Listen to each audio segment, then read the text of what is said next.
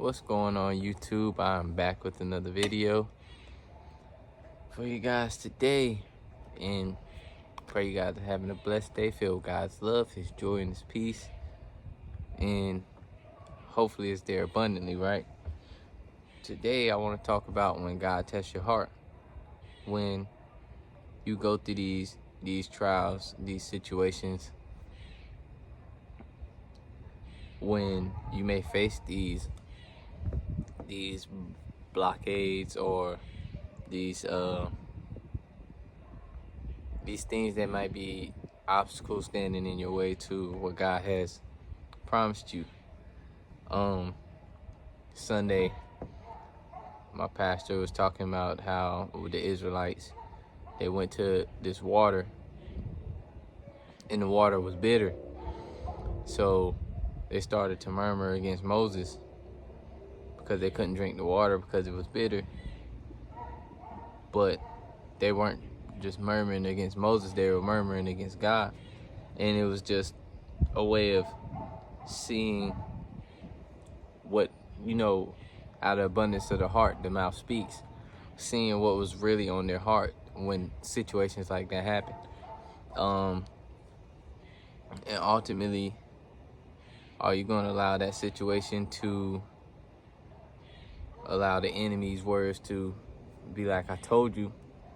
Because the Israelites, they thought that Moses brought them out of Egypt to kill them. And he was like, I told you. And the enemy would be in your mind like, I told you weren't going to get there. I told you he brought you here to kill you. But in that time, every time something happened, instead of them they always complained against God. But instead of us complaining and seeing that our expectations weren't met, we can go to God and be like, well, God, I thought this was going to happen, but it wasn't the way you planned it. But I'm still believing in you for this, so can you help me? Can you help me? And that's all the Israelites had to do, was because every time they went to Moses and Moses went to God, he changed it, right? When the water was bitter, he told Moses to knock the tree into the water and the water became sweet. When they were hungry, he made the manna rain from heaven. But they just continued to complain. So when we face those obstacles and those situations from our own expectations, are we going to choose to complain against God or allow the enemy to creep that seed of doubt into our mind? Or are we going to stay rooted in faith and be like, well, no, God, this didn't happen the way I expected, but I'm still trusting you and believing in you for this, and I know that you can make the change. I know that nothing is impossible with you. Or we can be like the Israelites. When our expectations not met, we go, well, see, maybe that wasn't from God anyway. Well, dang, I might as well just go back this way, right? Or because that's what the Israelites kept thinking. Well, we should have just stayed in Egypt. We were better off staying in bondage, being slaves. And that's what the enemy will get you to think, that your life was better off while you were living in sin.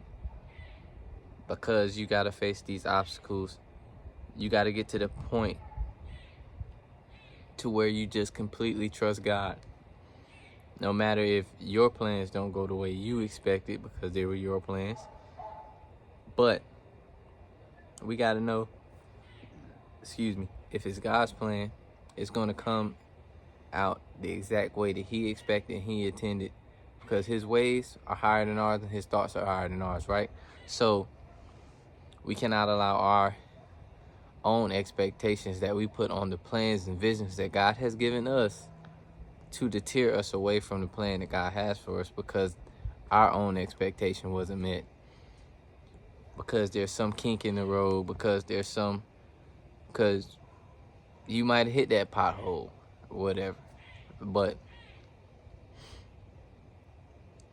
God is saying, let him be him, and just trust in him and follow him, because